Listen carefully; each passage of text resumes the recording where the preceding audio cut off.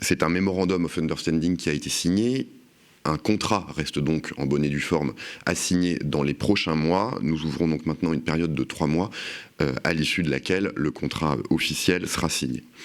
L'ordre de grandeur du contrat en termes de volume est de 3 milliards d'euros.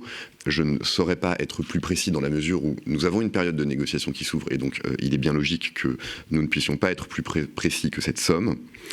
Sur le calendrier de livraison des bateaux, les 2 premiers le seront en 2025 et le 3e le sera en 2026.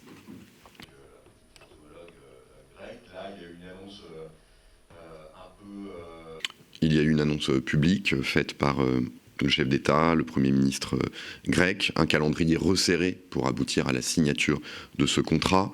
Donc nous n'avons pas de doute sur le bon aboutissement de l'affaire dont nous parlons aujourd'hui.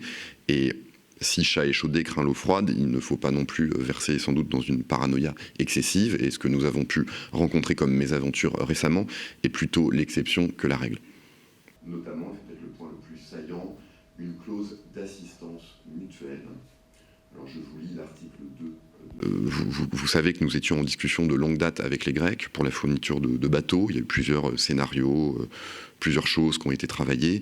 Ce n'est pas en 2 semaines que des montages contractuels et industriels de la sorte se montent, qu'un partenariat stratégique se rédige. Donc il n'y a pas, je vous prie de me croire, de caractère compensatoire ou de concomitance forcée entre ce qui s'est passé sur l'Australie et l'annonce que nous faisons aujourd'hui sur les frégates grecques.